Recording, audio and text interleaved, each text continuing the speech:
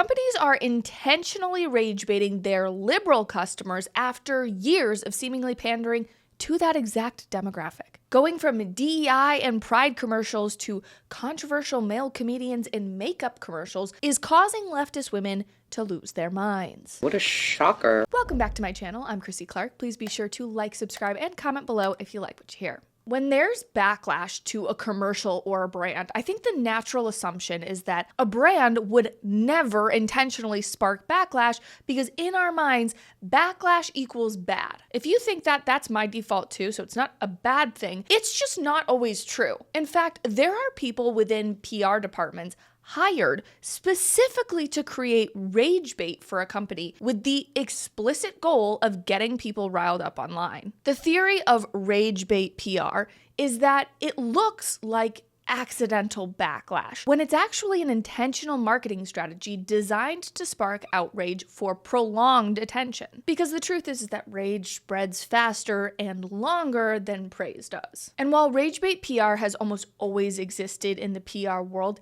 it's believed to be having a resurgence in 2025. I actually disagree with this. I think the rage baiting resurged in 2020 during the BLM riots. I actually think that DEI and pride campaigns were branded as praise PR, but they were actually forms of rage baiting PR to the majority of conservatives in this country. But the only reason we're discussing the alleged resurgence of rage bait PR in 2025 is because liberals are now the target of it. There are two main examples taking over conversations on the internet, and those are Sydney Sweeney's American Eagle ad and comedian Matt Rife's ad with the makeup brand ELF. I'm really quickly gonna dissect the Sydney Sweeney ad since this one's already been talked about a lot more than the ELF ad. So if you're living under a rock and you haven't seen this commercial, it's Sydney Sweeney, a very popular actress with big boobs, talking about her good jeans, jeans spelled Jeans, and it's very clear that there's a double entendre to the word jeans. She's also referencing her good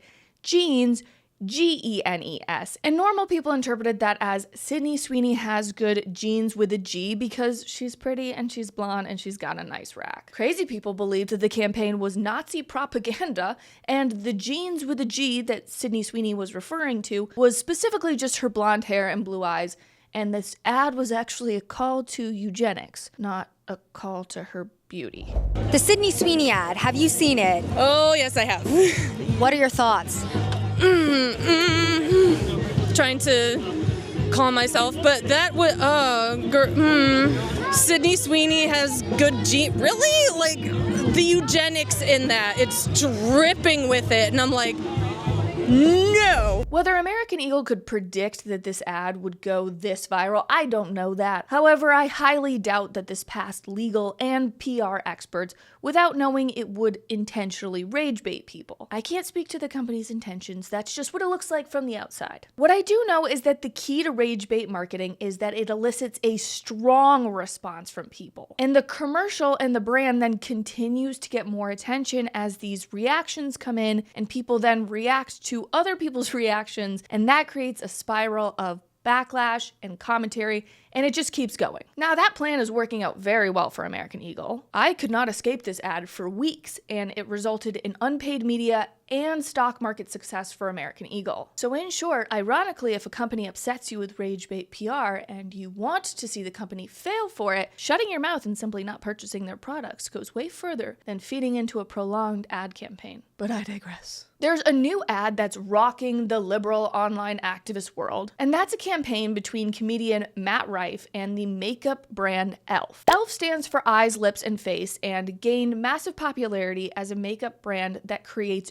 dupes or duplicates of high quality, very expensive products, and ELF will create the dupe at an affordable price in accessible areas like at drugstores. And for those of you who don't know or just don't care about makeup costs, just to give you a little insight, there are foundations, which is what women use to make their skin look more clear and the complexion look all the same. There are foundations out there that cost $49 at Sephora, and ELF will then create a dupe to these products for just $15. And it's similar quality, similar ingredients, similar packaging, It's actually really cool what they're doing. So this mega successful makeup brand that is truly beloved by millions put out a commercial featuring comedian Matt Rife and drag queen Heidi in Closet. The premise of the commercial is that Matt Rife and Heidi in Closet play lawyers at the law firm Alfino and Schmarns, and they're fighting for the legal rights of consumers to access inexpensive makeup products. Now, this ad is getting a ton of backlash because Matt Rife is considered controversial. If you've never heard of Matt Rife before, he got famous on TikTok for catering to a primarily female audience. So he really became like the ire of women, though, when he kickstarted his comedy special off with a joke about meeting a woman with a black eye, and he said it was pretty obvious she'd been hit. And then as the joke goes on, he proceeds to make a joke about how if she was in the kitchen and she was any good at cooking, she wouldn't have that black eye. Now, personally, I'm not a very sad person, so not for any second was I ever offended by Matt Rife's jokes. However, I didn't find his comedy special very funny, nor did I really understand why a makeup company insisted on hiring 2 men for a makeup commercial targeted at young women. My theory is that the ELF ad was actually yet another example of rage bait PR. I think ELF was hoping to get an uproar from conservatives about the drag queen, and or they were trying to get an uproar from liberal women about Matt Rife and his controversial DV joke from like a year ago. Sidebar to all the makeup companies out there, it does continue to surprise me that companies think they can rage bait conservatives younger than 30 with drag queens. We grew up learning to do our makeup with Jeffree Star. We're not offended. So obviously it was the crazy liberal women out there who are much more upset about this commercial. In videos like the one on your screen, influencers can be seen tossing their ELF products into the trash can in direct protest of the Matt Rife ad. And thank goodness I downloaded this video because I actually had 2 other examples linked in like a note that I was keeping to keep track for this video. And both of those creators took their videos down because they were getting so much backlash. The creator whose video I showed on the screen actually turned off her comments because the majority of the comments were quite common sense. Commenters were calling out beauty creators for being so out of touch. Because essentially what she's doing is she's calling for people to boycott the best cheap alternatives for makeup because one person was cast in one commercial that she didn't like. These are the same influencers who take money and free makeup from ELF. They have no problem with the company before, and then they engage in the rage bait PR and cancel culture, and then justifiably get absolutely shellacked by the people in the comment section because how is this upsetting to you? How is it so upsetting you're gonna throw away makeup over one ad? And my favorite comment on that video, which again, I'm so mad I didn't screenshot, was a picture of someone's hand in the trash can, insinuating that these influencers were making these videos about throwing away their ELF products and then picking them back up and using them like 5 minutes later. But again, this is a great example of rage bait PR because this ad, which otherwise would have just gone peacefully into the ether, is still being talked about weeks later because beauty influencers are shitting on ELF for one ad with one man who said one joke they didn't like. I also want to give an example of another company that tried to engage in rage bait PR and absolutely flopped. It was another makeup company, ironically, called Urban Decay. And Urban Decay is one of these higher priced makeup brands. They were really popular when I was in middle school and high school. So like 2009 to 2016. In an effort to make a comeback and engage in this rage bait, Urban Decay hired a woman who is a self-proclaimed mattress model. Basically, she just does corn. It's very clear that they were putting someone with a controversial profession at the front of their campaign, with their fake hoo-has out to get backlash from people who are against corn.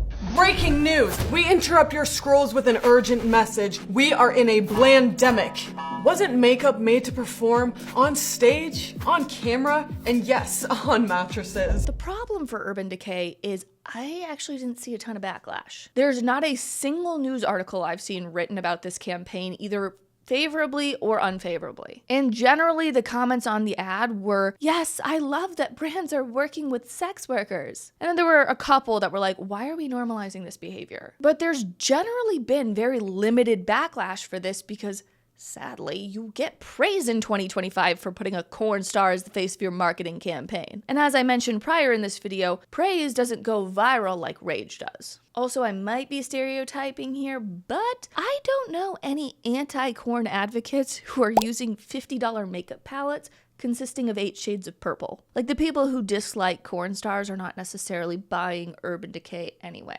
And it's worth noting, it does seem like rage bait PR works much better on liberals than conservatives. That's because, generally speaking, not every time, generally speaking, liberals tend to be more present in online spaces and even beauty spaces than conservatives. That's not to say this doesn't work on conservatives. It absolutely does. I think the best example is Dylan Mulvaney being the face of Bud Light. That sparked a ton of backlash. The difference in 2025 is not that it's a new tactic or it's being deployed because of conservatism. It's actually that in 2025, liberals have a much higher litmus test for brand standards, and some of their standards are so unrealistic and counterintuitive that it kind of offends the common person's sense. Like, pretty much the entire premise of this video is that there's a ton of backlash over a comedian, Matt Rife, and a pretty girl, Sydney Sweeney, but there's not a lick of backlash over the promotion of a corn star. If you get off the internet, it just doesn't make a ton of sense to a lot of sensible people. But it's also